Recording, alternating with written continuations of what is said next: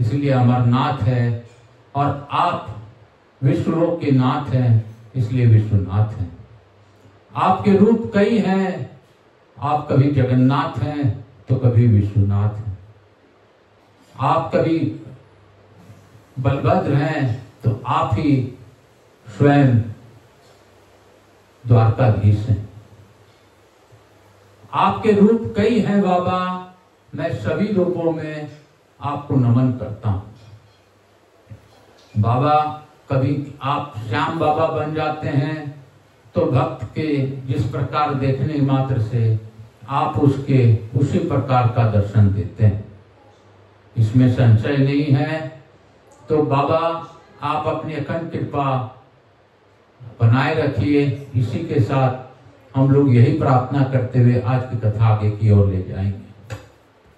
बोल बम का नारा है, बाबा एक सहारा है। बोलो बम, बोलो बम, बोलो बम, बोलो बम। नाच के बम, गा के बम, बोलो बम, बोलो बम। बोल बम्मा, बोल बम, बोल बम्मा, बोलो बम, बोलो बम, बोलो बम, बोल बम, बोल बम।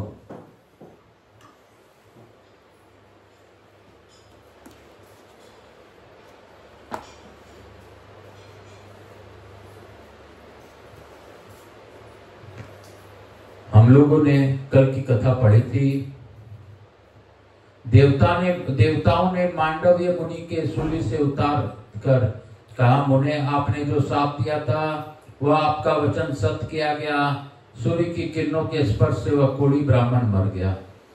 तत्पश्चात पुनः हमने इस स्त्री के साथ उसे तरुण जीवन प्रदान किया है। तब आप अपने आश्रम को पधारे और हमसे वर मांगे। बोलो शंकर भगवान की जय। मांडव जी ने कहा, सुरश्रेष्ठ गण, मैं आप लोगों से वर ग्रहण करूंगा, परंतु ये धर्मराज मेरे एक प्रश्न का निर्णय करे।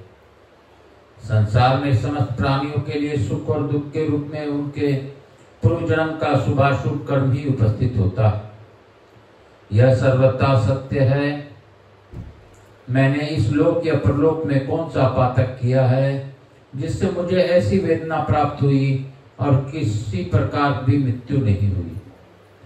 धर्मराज ने कहा, विप्रवर, तुमने दूसरे शरीर में बचपन के समय तीखे शूल के अग्र भाग से पृथ्वी के एक जीव को विधा था। यही एक पाप तुमसे हुआ है, इसके सिवा दूसरा कोई थोड़ा सा भी पाप नहीं दिखाई देता, इसलिए तुम्हें इस दशा में डाला गया है। सूत जी कहते हैं, धर्मराज की यह बात सुनकर मांडव्य मुनि की बड़ी रोष हुआ। तब मांडव ने अपने सामने खड़े हुए धर्मराज से कहा, धर्म, तुमने मेरे थोड़े से अपराध के लिए महान दंड दिया है, अतः मेरा शाप ग्रहण करो। तुम मानव शरीर पाकर शूद्र योनि में स्थित हो जाती, संहार जाति जनित महान दुख का भोग करोगे।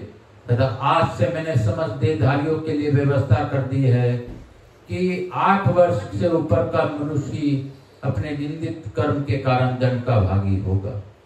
ऐसा कहकर मांडव मुनि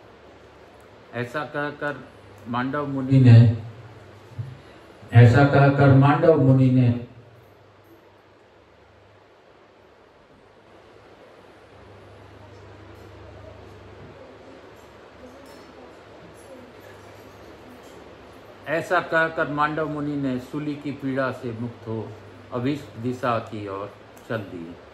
उन्हें जाते देख सब देवताओं ने कहा, भगवान, धर्मराज तो केवल न्याय करते हैं, अतः आप उन्हें शाप के द्वारा शूद्र न बनावे, आप उनके ऊपर कृपा प्रसाद करें। मांडव ने कहा, मैंने जो बात कह दी वह मिथ्या नहीं हो सकती। निश्चय ही ये धर्मराज शूद्र योनि में पड़ेंगे, तथापि शूद्र योनि में रहते हुए भी इन्हें उत्तम ज्ञान की प्राप्ति होगी और यह पुनः परम उत्तम धर्मराज पद को प्राप्त कर लेंगे। इन्हें इसी क्षेत्र में रहकर शांत भाव से भगवान शंकर की आराधना करनी चाहिए। महादेव जी के प्रसाद से इन्हें सिद्ध मोक्ष प्राप्त होगा। और यदि आप लोग मुझे वर देना ही चाहते हैं तो यह सूली आज से मेरे स्पर्श से धर्मदायक तीर्थ बन जाए। देवता बोले जो प्रातः काल उठकर इस सूली का स्पर्श करेगा वह इस लोक में पातक से मुक्त हो जाएगा। मांडव मुनि से ऐसा कहकर इंद्र आदि देवता पति सहित उस पतिव्रता से आदर पूर्वक बोले, पतिव्रते तुम्हारे मन में जो इच्छा हो उसके अनुसार वर मांगो। पतिव्रता बोली, देवेश्वरो इस स्थान में मेरे द्वारा जो गड्ढा बनाया गया है और तीनों लोगों में दीर्घ काल का तीर्थ के नाम से विख्यात हो। देवताओं ने कहा आज से लेकर तुम्हारे कथना अनुसार यह गड्ढा तीनों लोकों में दीर्घ का तीर्थ के नाम से विख्यात होगा। जो मनुष्य इससे में श्रद्धा पूर्वक स्नान करेंगे वे यदि अपुत्र होंगे तो पुत्रवान हो जाएंगे और अपने वंश की वृद्धि करेंगे। पतिव्रता से ऐसा कहकर सब देवता स्वर्गलोक को चले गए। सुंदरी पतिव्रता भी अपने उसी प्रियतम पति के साथ रहकर सुख भोगने लगी। अंतिम अवस्था आने पर उसने हाटकेश्वर क्षेत्र में अपने दीर्घ का तीर्थ का सेवन किया। तदंतर कालवश अपने पति की मृत्यु हुई। देख उसने भी शरीर त्याग दिया और पति के साथ वह भी ब्रह्मलोक को चली गई। इस प्रकार मैंने यह दीर्घ का तीर्थ का वर्णन किया है। ऋषियों ने पूछा, सुजी परम तपस्वी मुनि श्रेष्ठ मांडव को किसने और किस कारण से सूली पर चढ़ाया था? सुजी ने कहा, महर्षियों पूर्व काल में मांडव मुनि बड़ी श्रद्धा के साथ तीर्थ यात्रा करते हुए इस क्षेत्र में आए थे। यहाँ विश्वामित्र संबंधी पावन तीर्थ में जाकर उन्होंने पितरों का तर्पण किया और सूर्य योग प्रस्थान करते हुए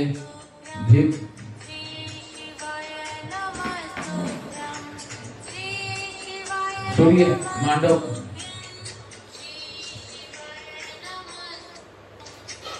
बोलो थोड़ा सा करते हैं। इसी समय कोई चोर किसी का धन चुराकर भागा और उसी ओर आ निकला। उस चोर का पीछा करते हुए कोई दूसरा मनुष्य भी उसके पीछे ही लगा हुआ वहां आया। तब चोर ने मुनीश्वर को मौन देखकर वह धन उनके आगे रख दिया और स्वयं किसी गुफा में भीतर जा छिपा। इतने में ही इस धन को वापस लेने के लिए बहुत से मनुष्य वहां एकत्र हुए। उन्होंने मुनि के आगे धन का वह गट्ठर देखकर पूछा, महाभाग इस मार्ग से कोई चोर या धन लेकर आया है, बताइए वह किस मार्ग से निकला है? मांडव जी ने यह जानते हुए भी कि चोर गुफा में छिपा है कुछ भी नहीं बोले, मौन व्रत में तत्पर रहे। बार बार पूछने पर जाने पर भी जब मुनि कुछ नहीं बोले तब सब ने आपस में सलाह करके यह निश्चय किया कि बस यही चोर है। हम लोग को अपने पीछे लगा देखकर अब साधु बनकर बैठ गया है। वे सब के सब दुरात्मा भी थे। उन्होंने पूर्वोक्त निश्चय करने के बाद फिर कुछ विचार नहीं किया। मुनि को तत्काल ले जाकर वन के भीतर सूली पर चढ़ा दिया। इसी प्रकार मांडव्य मुनि को निर्दोष होते हुए भी अपने पूर्व कर्म के परिणाम से सूली प्राप्त हुई।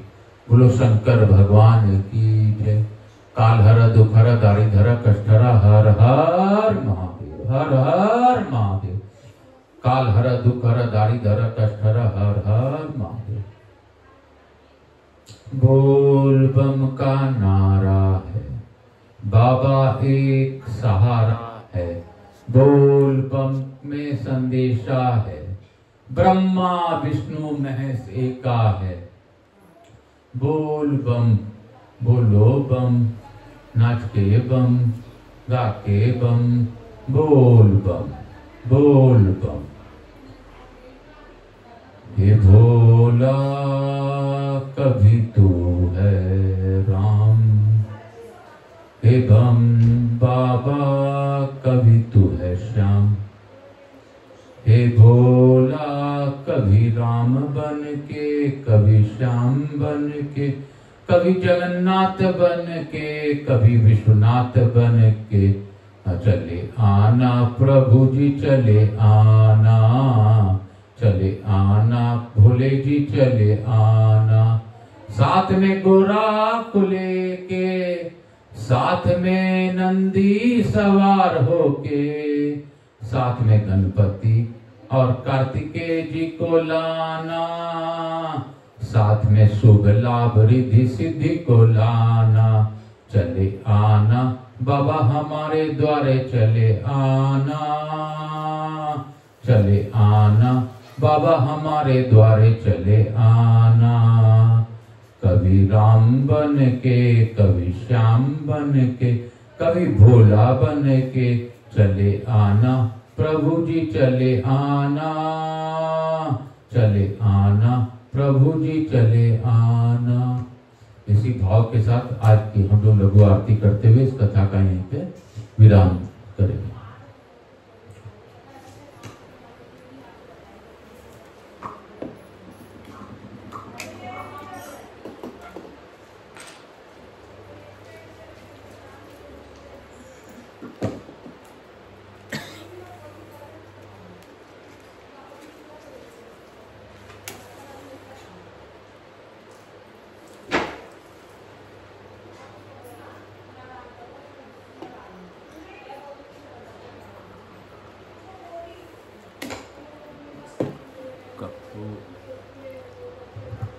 कपूरगौरं करुणावतारं संसारसारं भुजगेन्द्रहारं सदा वसन्तं हृदयारविन्दे भवं भवानी सहितं नमामि। श्री राम जय राम जय जय राम, श्री राम जय राम जय जय राम, बोलो श्री राम जय राम जय जय राम, श्री राम जय राम जय जय राम, श्री राम जय राम जय जय राम, श्री राम जय राम जय जय राम। गणेश जी महाराज की जय, लक्ष्मी जी महारानी रिद्धि सिद्धि शुभ लाभ, कुबेर जी महाराज की जय, राधा कृष्ण की जय, मेरे महाकाल राजा की जय, सोमनाथ की जय, विश्वनाथ की जय, स्कंद पुराण की जय, मातृदेवी व पितृदेव व सब पितृ देवताभ्याम नमो नमः। दान देवता, ग्राम देवता, चित्पाल देवता, समस्त देवी देवताभ्यो नमो नमः। विश्वकर्णे नमो नमः।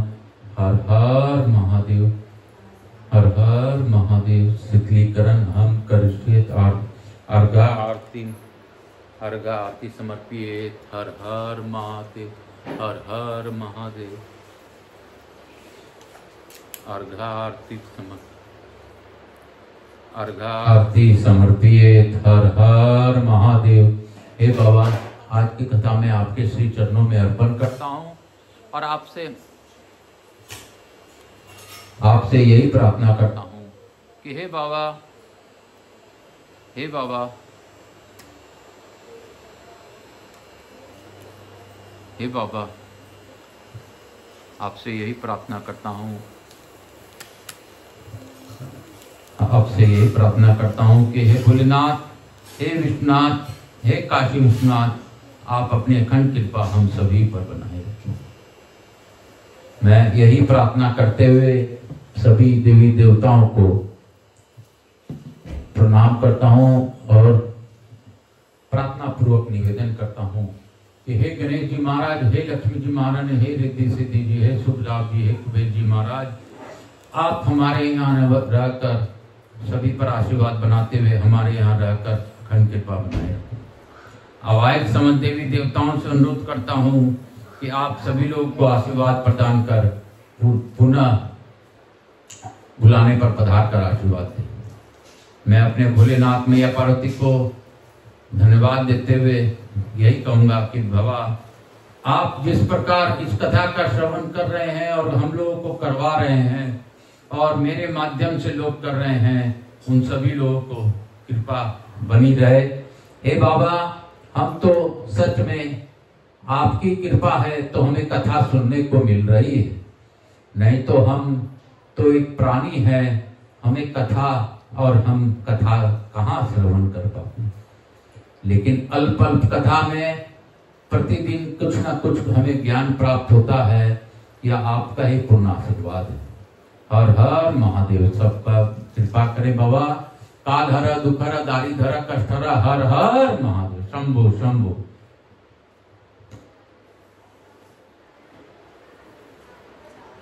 तुमेव माता च पिता, तुमेव बंधु च सखा, तुमेव विद्या द्रविणम, तुमेव सर्वम मम देव देव। हर हर महादेव।